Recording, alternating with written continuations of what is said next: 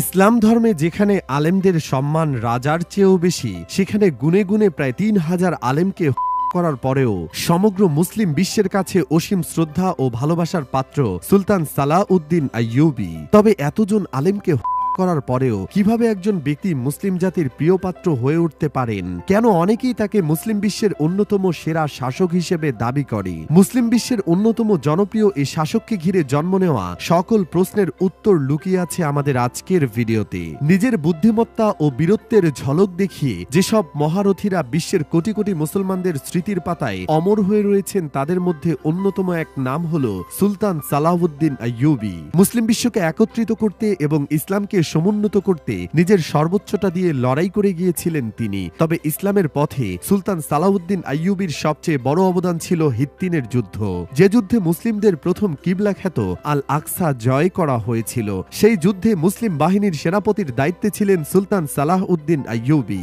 ১১৮৭ সালের ২ অক্টোবর ইহুদি ও ক্রুসেডারদের হাত থেকে ইসলামের প্রথম কিবলা বাইতুল মুকাদ্দাসকে জয় করে নেন তিনি এবং তার মুসলিম বাহিনী।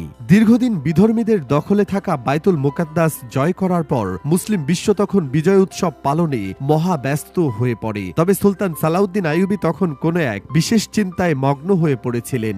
মুসলিমদের এত বড় বিজয়ের পরেও তার মুখে হাসি ছিল না। জটিল এক দুশ্চিন্তা তখন গিজগিজ করছিল তার মাথা জুড়ে। সালাহউদ্দিন আইয়ুবীর এমন অবস্থা দেখে আশেপাশে থাকা মুসলিমরা তার কাছে এসে এর কারণ জিজ্ঞেস করেন। তখন সালাহউদ্দিন আইয়ুবী তাদের বলেন যে বাইতুল মুকাদ্দাস জয় হলেও শত্রুরা এখনো আমাদের মাঝে রয়ে গিয়েছে। তাদের খুঁজে বের করতে না পারলে বাইতুল মুকাদ্দাস বেশি দিন মুসলমানদের দখলে রাখা যাবে না। সুলতান সালাহউদ্দিন আইয়ুবীর এমন দুশ্চিন্তা সে সময় অনেকের কাছেই অহেতুক মনে হয়েছিল। তবে কারো কথায় কর্ণপাত না করে তিনি চুপিসারে শত্রু দমনের কাজে লেগে পড়েন। গোপনে গড়ে তুলেন বিশেষ এক গোয়েন্দা বিভাগ। সেই গোয়েন্দা বিভাগের সদস্যদের দায়িত্ব ছিল মুসলিমদের মাঝে ছড়িয়ে থাকা ছদ্মবেশী ইহুদিদের আটক করা।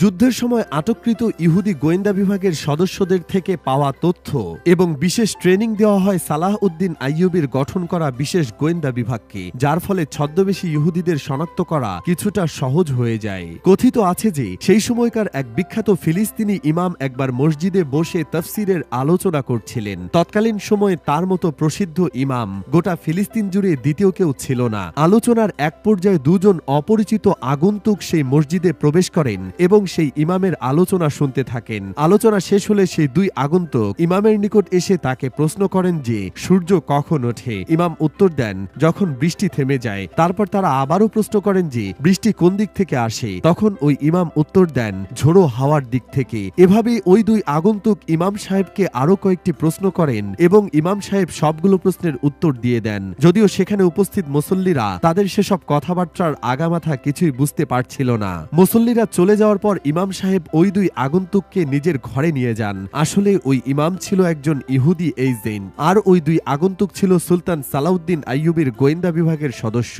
সেই ইহুদি ইমাম মনে করেছিল যে ওই দুই আগন্তুকও হয়তো তার মতোই গোপন এজেন্ট, তাই তিনি তাদেরকে ঘরে নিয়ে এসে তাদের মদ পরিবেশন করেন এবং নিজের পরিবারের সদস্যদের সাথে পরিচয় করিয়ে দেন।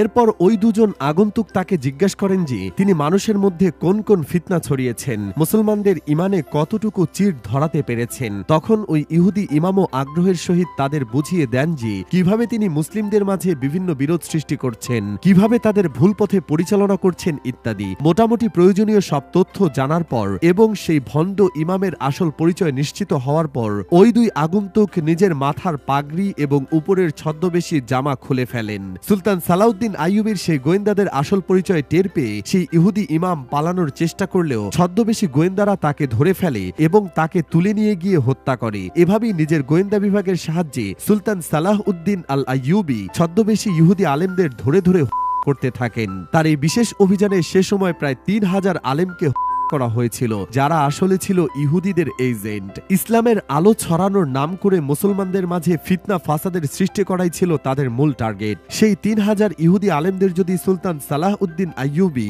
নির্মূল না করতেন, তাহলে আজ মুসলিমদের অবস্থা কতটা শোচনীয় হতো তা আপনারাই ভেবে দেখুন।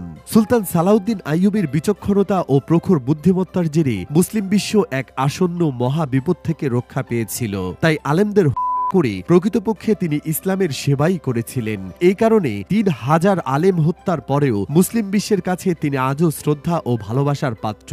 বর্তমান যুগেও এমন অনেক ভণ্ড আলেম আমাদের আশেপাশে ঘুরে বেড়াচ্ছে, যারা মুখে ইসলামের বাণী আওড়ালেও প্রকৃতপক্ষে তারা মুনাফিক। ছদ্মবেশে সেই ভণ্ড আলেমদের ধ্বংস করে মুসলিম বিশ্বে শান্তি প্রতিষ্ঠা করতে সুলতান সালাউদ্দিন আইয়ুবীর মতো মহান নেতার প্রয়োজনীয়তা আরও একবার দেখা দিয়েছে।